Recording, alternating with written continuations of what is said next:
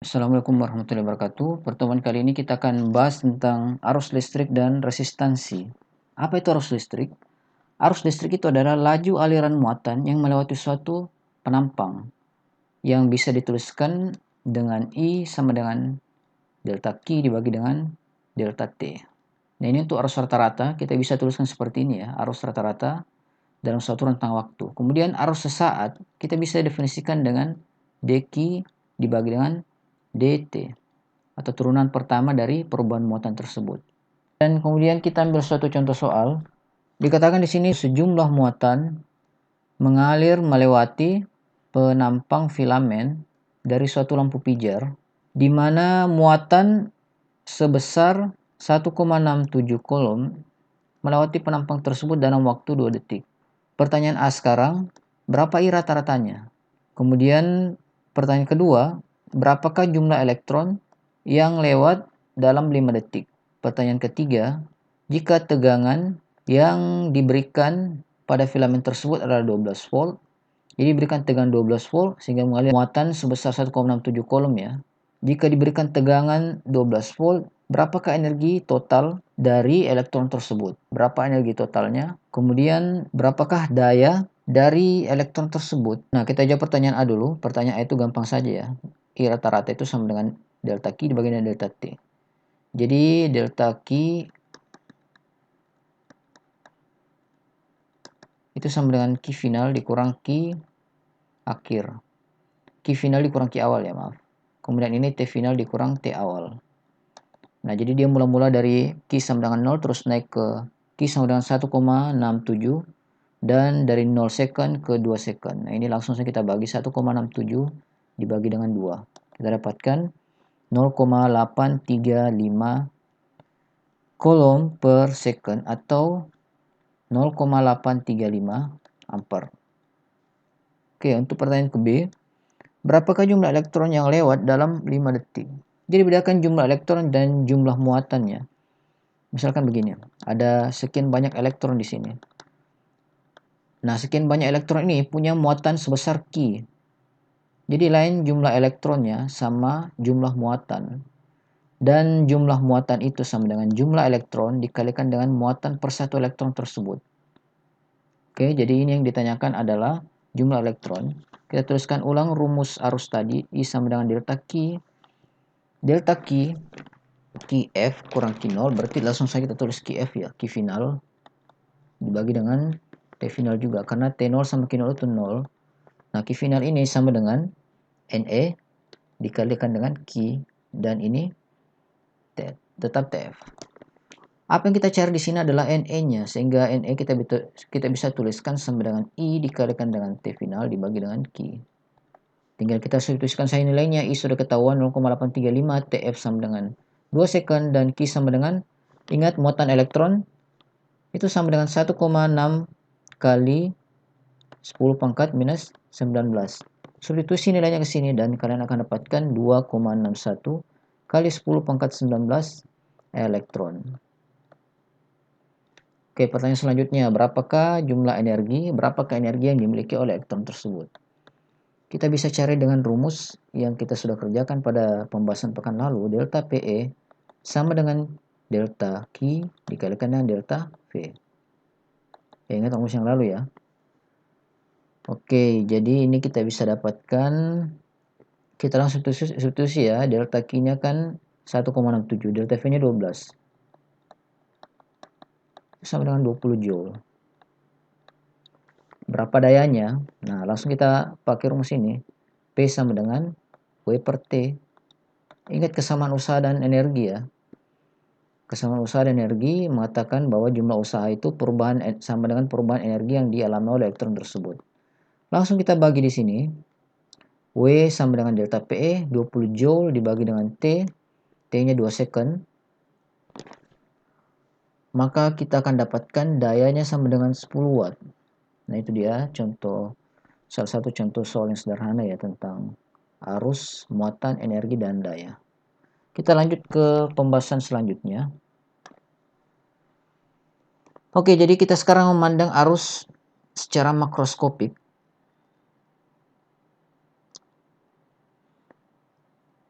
Nah, jadi misalkan di sini saya gambarkan suatu konduktor ya, konduktor balok, konduktor yang berbentuk balok.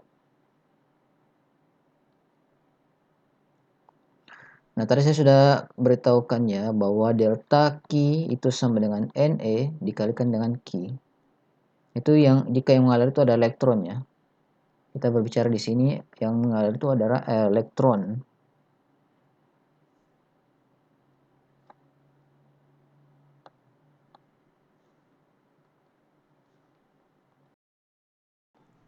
Nah, sedangkan jumlah elektron yang melewati suatu luasan atau penampang dalam suatu rentang waktu itu kita bisa cari dengan NE sama dengan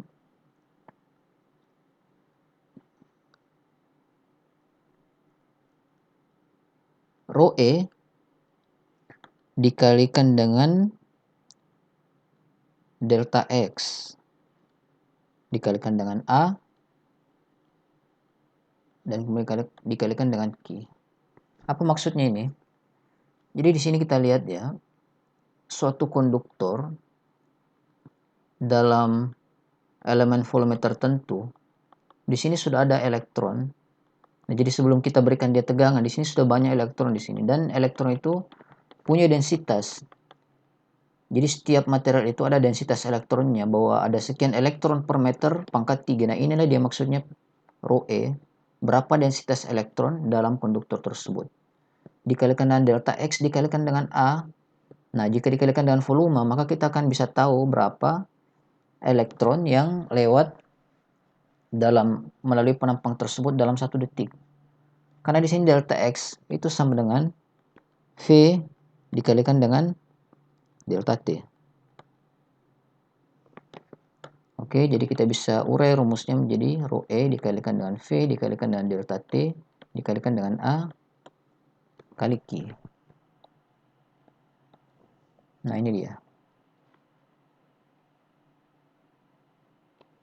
Jadi misalkan soalnya ya, berapakah elektron yang melewati suatu penampang dalam 5 detik. Tinggal kalian lihat saja dalam 5 detik tersebut elektron sudah lewat, banyak elektron sudah lewat melintasi penampang tersebut.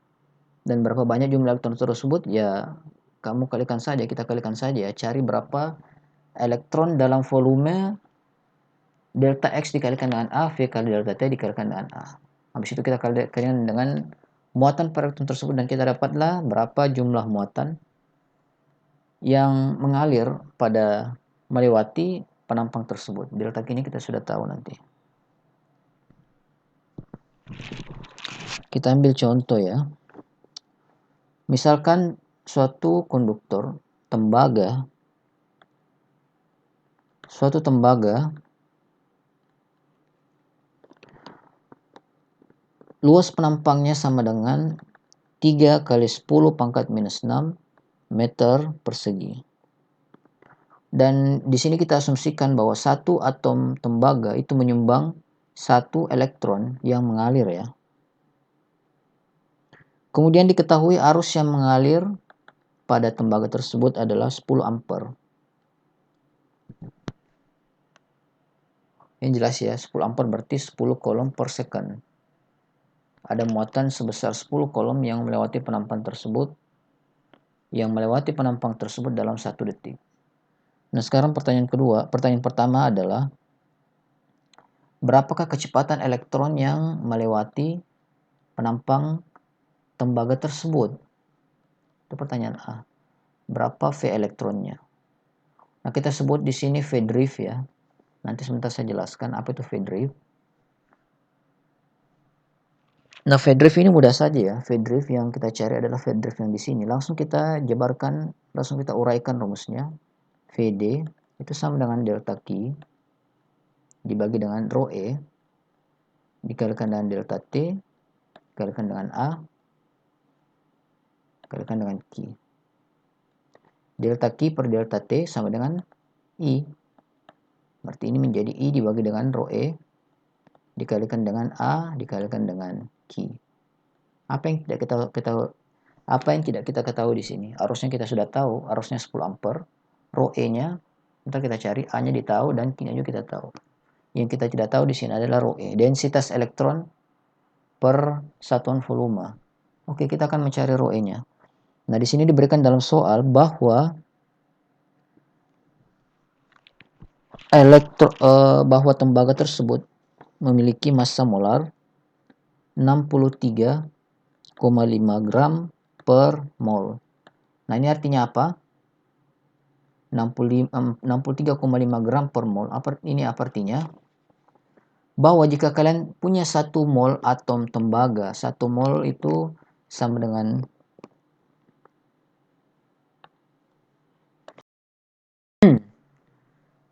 jadi 1 mol itu sama dengan 6,022 kali 10 pangkat 23 partikel. Jadi jika kalian punya atom tembaga sebanyak 6,022 kali 10 pangkat 23, maka itu akan memiliki berat 63,5 gram. Itu maksudnya ya. Kemudian kita juga tahu bahwa densitas dari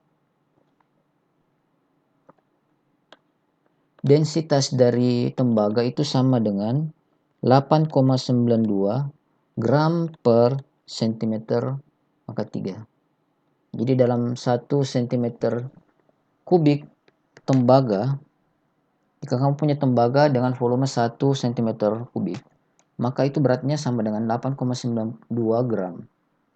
Nah, yang ingin kita cari di sini adalah berapa densitas elektron atau berapa densitas atom dalam per unit volume atau dalam per 1 meter kubik dari tembaga tersebut. Berapa densitasnya? Ini tinggal kita bagi saja ya, karena yang kita mau hilangkan di sini adalah gramnya, kita tidak butuh gramnya, tinggal kita bagi. Jadi rho E sama dengan, ini rho M supaya bisa saya bedakan ya, rho M. Ini rho M supaya bisa saya bedakan. Sama dengan MR-nya.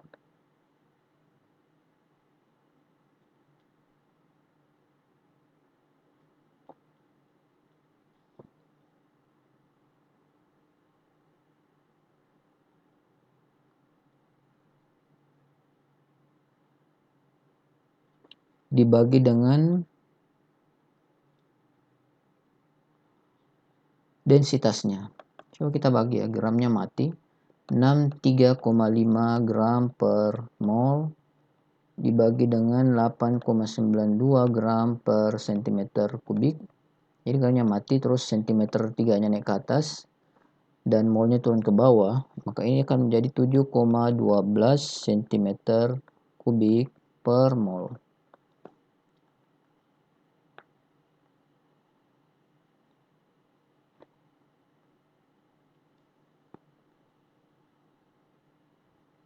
cm per mol atau 7,12 kali 10 pangkat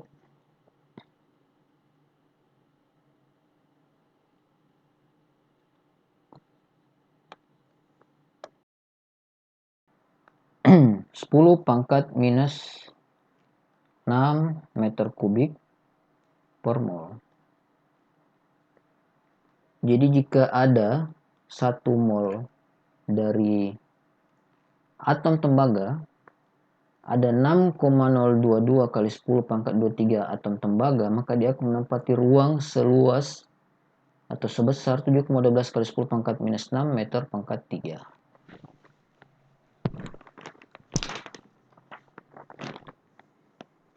Nah, oke, kita sudah dapatkan semuanya ya. Tinggal kita substitusi saja. Di sini ada 10 ampere, 10 coulomb per second, dan rho-nya sama dengan 7,12 kali 10 pangkat minus 6 meter kubik per mol. Kemudian A loss penampang sama dengan 3 kali 10 pangkat minus 6, dan Q-nya sama dengan, ini meter persegi ya, dan Q sama dengan 1,6 kali 10 pangkat minus 19. 1,6 kali 10 pangkat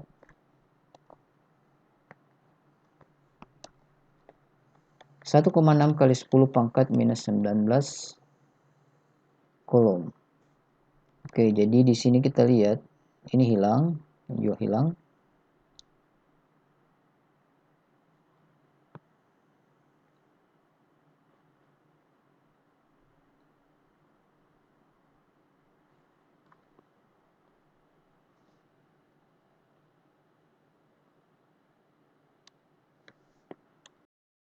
Bismillahirrahmanirrahim. Jadi yang kita ingin cari di sini adalah rho E-nya atau densitas elektron per satuan volume. Kita di sini sudah dapatkan massa relatifnya dan berapa densitas dari tembaga tersebut. Maka tinggal kita bagi saja.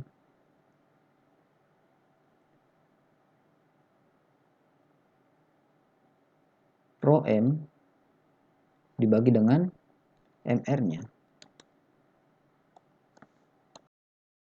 Dan yang kita ingin cari adalah rho E ya.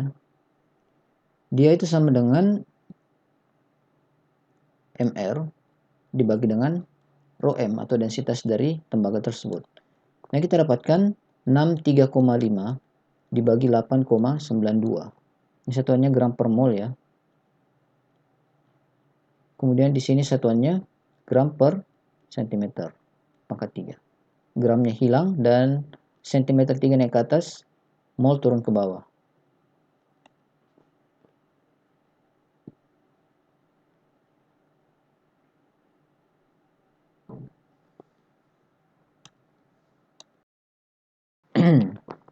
Dan kita ingin cari tahu di sini adalah rho E-nya ya. Rho E yang kita ingin cari tahu, dan rho E itu sama dengan rho M dibagi dengan MR. Nah, coba kita lihat 8,92 dibagi dengan 63,5. Nah, ini satuannya gram per cm pangkat 3 dan di bawah ini satuannya gram per mol.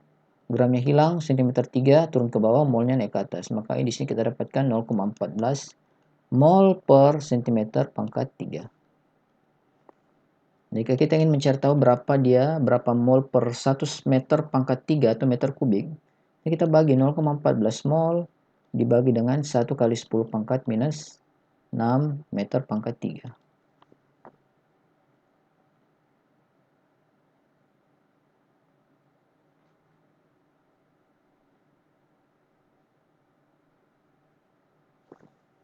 Nah, di sini kita dapatkan 14,05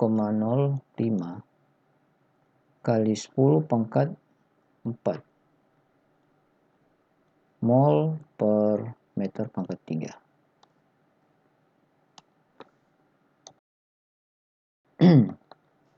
Atau ini kita bisa tuliskan juga 14,05 kali 10 pangkat 4 dikali 6,22 6,02 ya, 6,022 kali 10 pangkat 23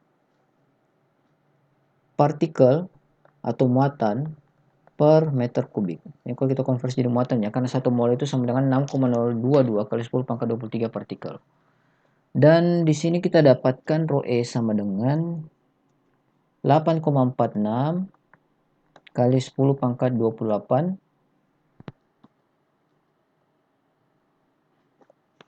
elektron per meter pangkat 3. Jadi sebenarnya ada 8,46 kali 10 pangkat 28 atom tembaga per meter pangkat 3. Tapi karena satu atom tembaga menyumbang 1 elektron, maka jumlah atom sama dengan jumlah elektronnya. Kita dapatkan rho E-nya, kita substitusikan ke persamaan ini. I-nya sama dengan 10 ampere, rho E-nya sama dengan 8,46 kali 10 pangkat 28 elektron per meter pangkat 3. Ini ampere ya, coulomb per second, ingat satuannya. Kemudian A sama dengan 3 kali 10 pangkat minus 6 meter persegi dan dikalikan dengan Q sama dengan 1,6 kali 10 pangkat minus 19 kolom. Kolomnya hilang. Kemudian jadi ini dimensionless ya, karena ini kan jumlah elektron. Kita tidak usah tulis lagi elektronnya ya. Kita tidak usah kasih tanda di sini. Kemudian meter kubik, meter pangkat 2 ini hilang ya. Meter naik ke atas. Maka ini akan kita dapatkan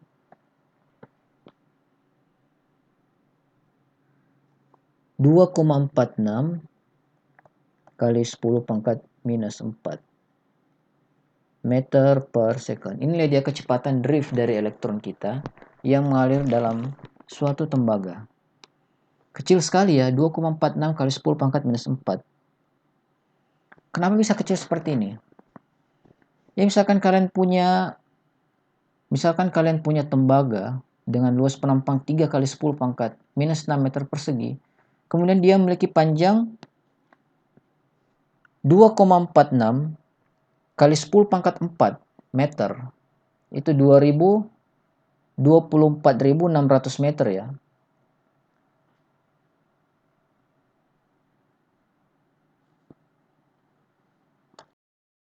Nah, kita lihat di sini ya. Kecepatan elektron yang mengalir dalam tembaga itu lambat sekali, cuma 2,46 kali 10 pangkat minus 4 meter per second. Jadi apa artinya? Misalkan kalian punya sebatang tembaga dengan luas penampang 3 kali 10 pangkat minus 6 meter persegi dan panjang dari tembaga kalian itu adalah 2,46. Tinggal kalian bagi saja, T sama dengan, misalkan kita ingin mencari tahu berapa lama sih elektron tersebut sampai dari ujung ke ujung tembaga tersebut. Ini kita bagi saja, T sama dengan S per V. S-nya sama dengan 2,46 meter dan V-nya sama dengan 2,46 kali 10 pangkat minus 4. Ini habis 10.000 second. Jadi kalian punya tembaga, di sini ada elektron, kemudian kalian berikan tegangan dia 12 volt dan kemudian dia mengalir arus sebesar 10 ampere. Ternyata dia sampai dari ujung ke ujung sini itu 10.000 second. Sedangkan di kenyataan, jika kalian berikan di sini tegangan berapapun, maka akan terasa di sini. Arus akan secara instan keluar dari sini. Mau berapapun panjangnya, sama seperti konduktor tegangan tinggi ya. Ya kalau misalkan pembangkitnya sudah on di sana, ya secara instan tiba-tiba langsung keluar arus dari saluran transmisi yang berkilometer jauhnya, tiba-tiba instan. Dan apa terjadi di sini? Yang kita hitung kecepatannya ternyata lambat sekali. Apa yang terjadi? Nah, jadi sebenarnya seperti ini. Bukan elektron yang dari ujung sini yang langsung terbang ke ujung sini, bukan seperti itu. Jadi sama seperti kalian punya pipa yang berisi air ya. Nah, pipa ini sudah penuh dengan air, pada awalnya sudah penuh dengan air. Jadi sama dengan tembaga ini, sudah penuh dengan elektron di sepanjang konduktor tersebut, itu sudah penuh dengan elektron. Dan kita lihat sinaloginya ya.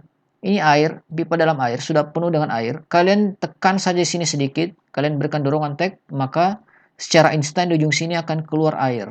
Tidak perlu menunggu air yang di sini loncat ke sini. Ya pasti ya, dalam suatu waktu elektron yang di sini akan sampai di sini. Tapi bukan elektron yang ini yang keluar ketika kalian pertama kali memberikan dorongan di ujung sini. Sama dengan ini, kalian memberikan dia dorongan medan listrik, maka elektron ini akan terdorong.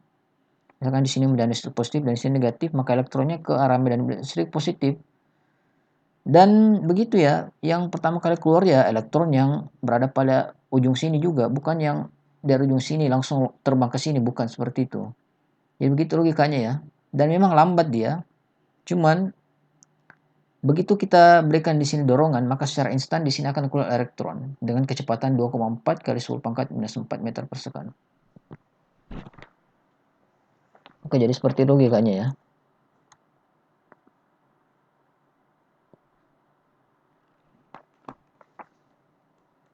Oke, kita lanjut ke pembahasan selanjutnya tentang hukum Ohm. Nah, kita sudah masuk resistansi nih.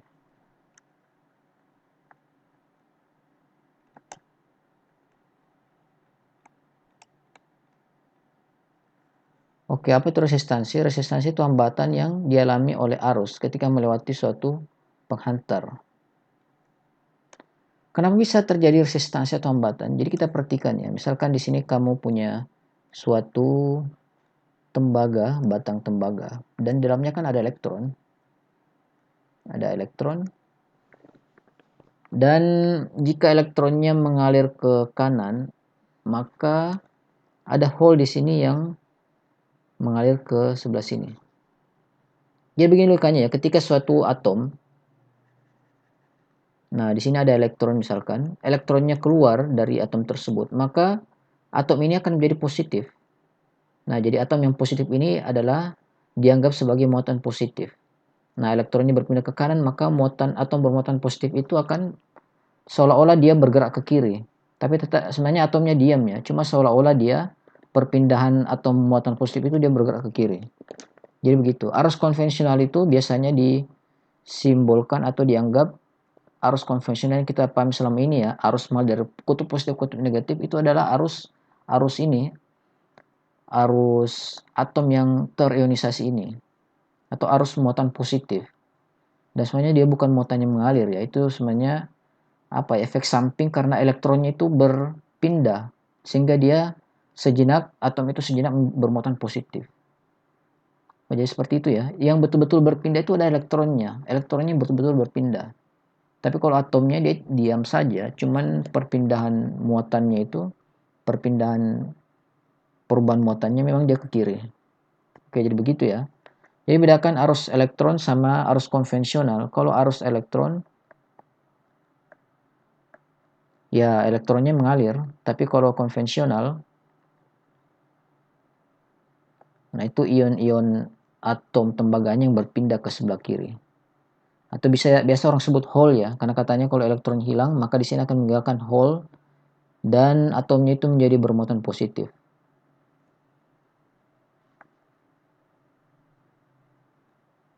Oke, biasa orang simbolkan begini ya, P+. Arus elektron dan arus konvensional. Jadi arus elektron dia mengalir dari kutub negatif ke kutub positif.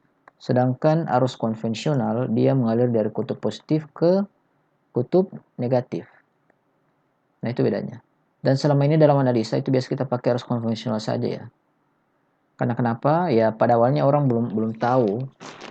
Karena pada awal ditemukan listrik itu ya orang masih anggap seperti itu. Muatan itu berpindah dari potensial tinggi ke potensial rendah. Yang potensial tinggi dia bilang plus dan rendah itu dia bilang minus. Itu tidak masalah ya. Nah, apa yang terjadi? Jadi di sini banyak muatan di sini. Ya terserah ya kalian mau anggap dia positif atau negatif ya. Tapi di sini untuk simplifikasi kita anggap saja elektronnya saja mengalir ya. Kita anggap elektronnya mengalir saja.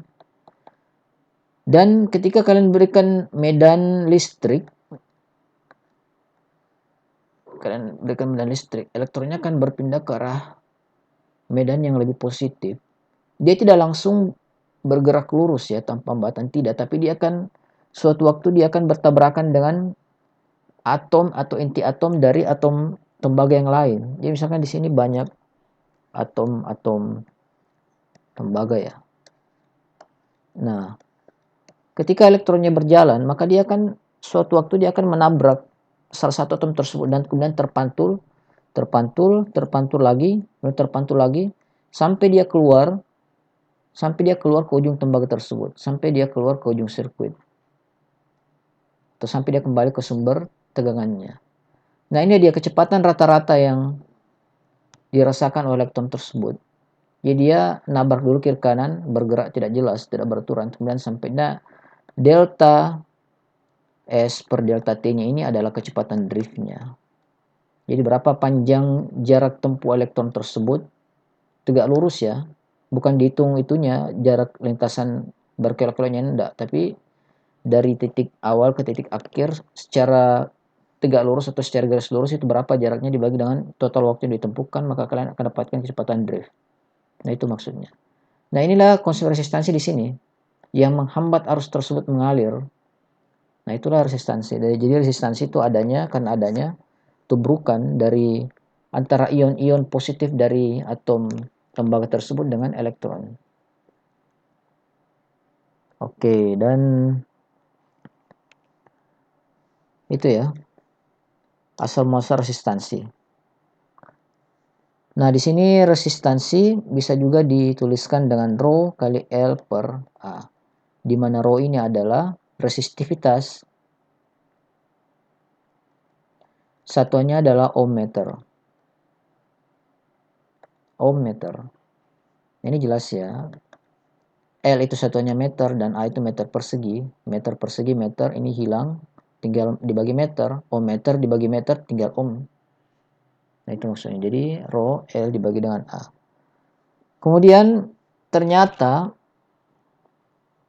resistansi dan temperatur itu memiliki keterkaitan.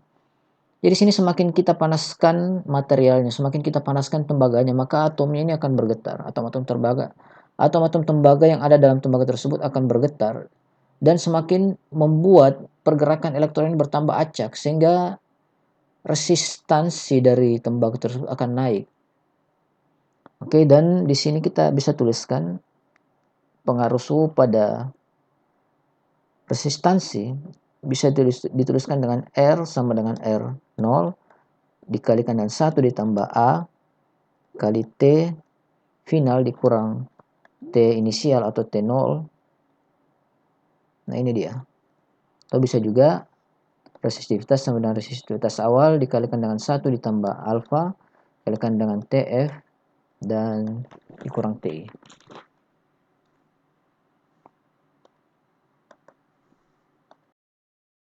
Apa itu A di sini? A di sini adalah koefisien temperatur dari resistivitas. Koefisien temperatur dari resistivitas. Dan kita ambil satu contoh soal ya. Jadi biasanya itu jika kita ingin mengukur suhu dari logam yang meleleh atau ya suhu dari logam yang meleleh atau mencair, karena itu tinggi sekali ya sampai ribuan derajat Celcius. Biasanya orang gunakan platinum. Jadi batang platinum itu kita celupkan ke logam yang meleleh. Dan soal ini kita ambil contoh logam yang meleleh tersebut adalah indium. Jadi pada awalnya resistansi dari platinum tersebut sama dengan 50 ohm pada suhu 20 derajat Celcius. Ketika dia dicelupkan ke indium yang sedang meleleh tersebut atau sedang mencair, maka R-nya meningkat menjadi 76,8 ohm. Nah, sekarang pertanyaannya, berapakah suhu indium yang meleleh tersebut? Oke, jadi jika kalian celupkan platinum tersebut ke indium, maka pada suatu waktu pada kondisi setimbang, suhu indium ini akan sama dengan suhu platinum tersebut. Dan di sini kita bisa cari berapa suhu indium tersebut dengan mengukur suhu yang ada pada platinum. Dan misalkan rumus yang kita sudah paparkan di atas, bahwa R sama dengan R0 dikali 1 ditambah alfa dikalikan dengan T final dikurang T inisial. Apa yang kita cari di sini? Apa yang kita mau cari? Yang kita mau cari adalah T finalnya. Sehingga ini kita bisa tuliskan dengan T final dikurang T inisial sama dengan R dikurang R0 dibagi dengan alfa dikalikan dengan R0. R awal sama dengan ini R ya, R final ya. R final sama dengan 76,8 dikurang 50 dibagi dengan alfa. Alfa dari platinum sama dengan 3,92 kali 10 pangkat minus 3. Ini diberitahukan dalam soal ya, ini diketahui dalam soal. Dan R0 50 ohm. Kita bagi dan kita dapatkan 137 derajat Celcius. Nah, ini dia cara mengetahui suhu dari suatu material yang tinggi. Itu ya mungkin pakai termometer raksa untuk suhu tinggi. Tapi satu contoh, biasanya ini diaplikasikan untuk suhu yang lebih tinggi lagi yang sampai ribuan derajat Celcius. Sampai ratusan ribuan derajat Celcius.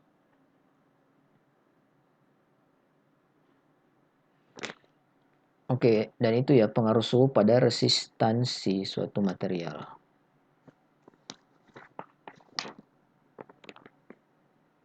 Oke, kita lanjut ke daya dan energi dari suatu arus yang mengalir pada rangkaian listrik.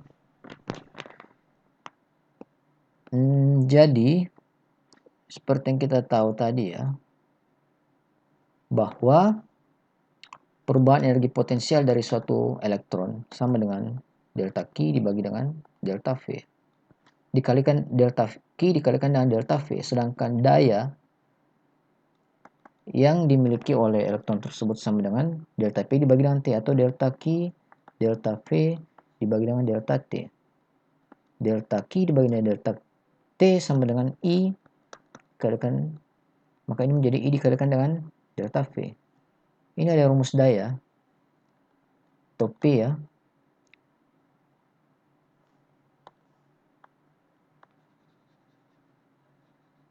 Dan kita tahu tadi kalau daya itu sama dengan delta PE atau W.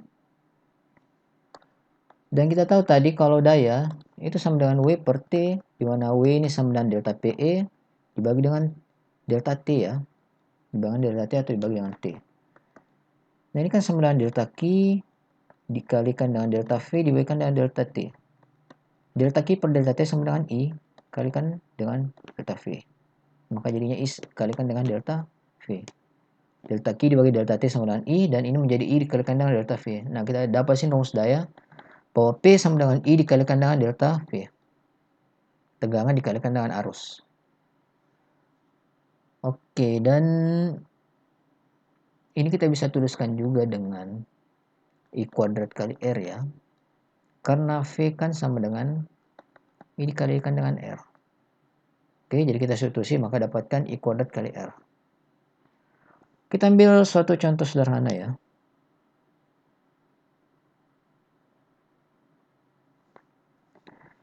Jadi soalnya seperti ini ya.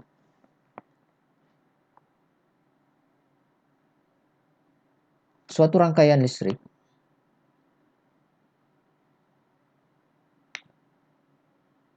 itu di dalamnya mengalir arus sebesar 20 ampere pada tegangan 1,2 kali 10 pangkat 2 volt atau 120 volt.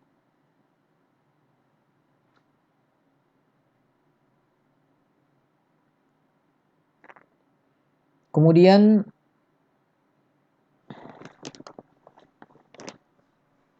jadi kita ambil suatu contoh soal ya.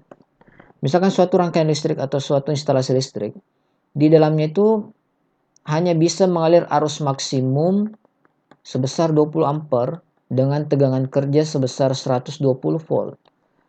Pertanyaan pertama adalah jika pada instalasi tersebut dipasang lampu bohlam dengan daya lampu bohlam satu buahnya itu sebesar 75 watt. Nah, berapakah lampu bohlam yang dipasang? Berapakah lampu bohlam yang bisa dipasang pada instalasi tersebut? N ya. Ini dibagi saja P total yang bisa dimiliki yang bisa diantarkan oleh rangkaian tersebut dibagi dengan P per bohlam. P total tinggal dikali I dikalikan dengan V 20 kali 120. P per bohlam 75 watt. Maka ini menjadi 32 bohlam yang bisa dipasang pada instalasi rangkaian tersebut. Kemudian jika 32 bohlam ini dinyalakan selama 8 jam, maka berapakah jika lampu bohlam tersebut dinyalakan selama 8 jam dan tarif listrik di daerah tersebut adalah 0,12 dolar per kWh, maka berapakah tagihan listrik yang harus dibayarkan? Ini mudah saja. Kita cari tahu dulu berapakah energi yang dikonsumsi oleh ke-32 bohlam tersebut dalam 8 jam. Nah, kita pakai rumus E sama dengan P kali T. Tidak ada bedanya dengan rumus yang di atas ini ya. Jadi P sama dengan I kali delta V. Nah, sementara P kan sama dengan W per T. Ini kan usaha dibagi dengan waktu kan.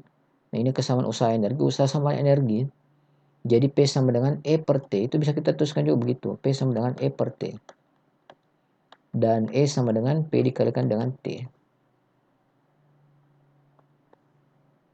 Oke, jadi tinggal kita substitusi di sini. P-nya kan sama dengan 2400 watt kan.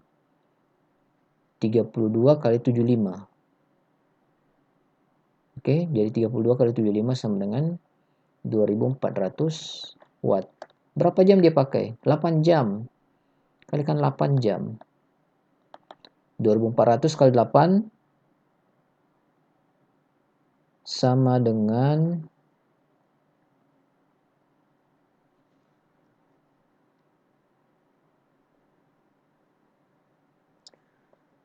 1 19.200 watt jam. Ini ya, watt kali jam ya watt jam. Kita konversi jadi kilowatt jam. 19,2 kilowatt jam. Dia bayarkan $0,12 per kilowatt jam. Maka jumlah yang harus dia bayarkan, jumlah yang harus kita bayarkan untuk menyalakan 32 bohlam lamp ini dalam waktu 8 jam. Tinggal kita kalikan 0,12 dikali 19,2. Maka kita akan dapatkan $2,3. Nah, begitu cara hitungnya ya.